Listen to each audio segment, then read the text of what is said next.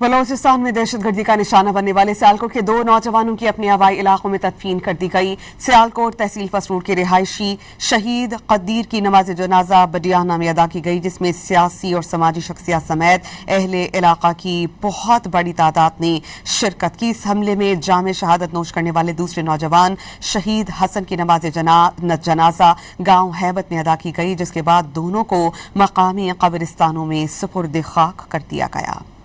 बलोचिस्तान में दहशतगर्दी का निशाना बनने वाले सियालकोट के 2 नौजवानों की अपने आबाई इलाकों में तदफीन कर दी गई। सियालकोट तहसील फसरूड के रिहायशी शहीद कदीर की नमाज जनाजा बडियाना में अदा की गई, जिसमें सियासी और समाजी शख्सियत समेत अहले इलाका की बहुत बड़ी तादाद ने शिरकत की। इस हमले में जामे शहादत नोश करने वाले दूसरे नौजवान शहीद हसन की नमाज जनाजा गांव हैबत में अदा की गई, जिसके बाद दोनों को मकामी कब्रिस्तानों में सुपुर्द खाक कर दिया गया।